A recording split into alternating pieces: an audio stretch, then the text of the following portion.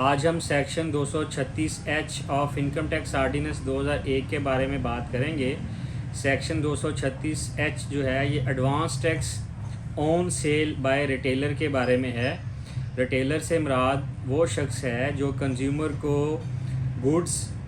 Cell کرتا ہے، articles بیچتا ہے، چیزیں بیچتا ہے۔ سیکشن 236H جو ہے یہ ہمیں بتاتا ہے کہ اگر ایک ریٹیلر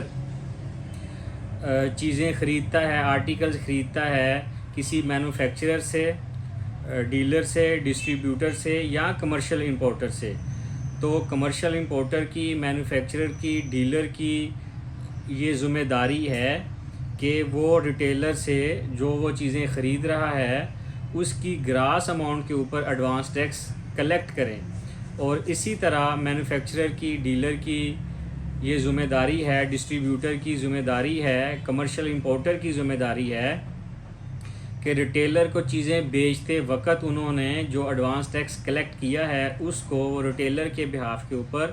FBR کو جمع کروائیں۔ یہ جو مینوفیکچرر ہیں، ڈیلر ہیں، ڈسٹریبیوٹر ہے، کمرشل امپورٹر ہے، یہ جو ایڈوانس ٹیکس کلیکٹ کرے گا ریٹیلر کو چیزیں بیچتے وقت، یہ انکم ٹیکس آرڈیننس 2001 کے فرسٹ شیڈول پارٹ 4 اور ڈویژن 15 کے مطابق کلیکٹ کرے گا۔ تو سیکشن ہمیں فردر یہ بھی گائیڈ لائن فراہم کرتا ہے کہ ریٹیلر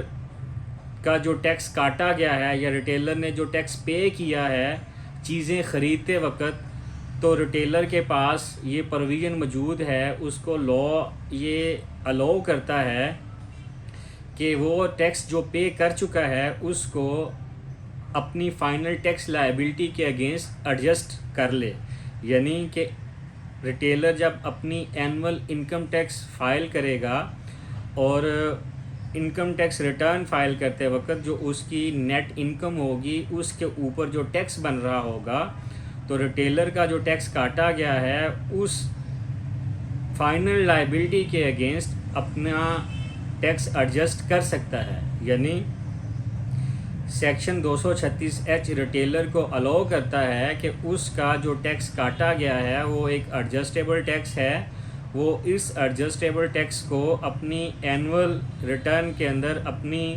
فائنل ٹیکس لائبلٹی کے اگینسٹ ایڈجسٹ کر سکتا ہے۔ یہ تھا آج کا ٹاپک 236H جو ایڈوانس ٹیکس آن ریٹیلر کے بارے میں ہے، اور بتاتا ہے کہ 236H کے تحت ریٹیلر سے کاٹا جانے والا ایڈوانس ٹیکس ایڈجسٹیبل ٹیکس ہے۔ Thank you very much.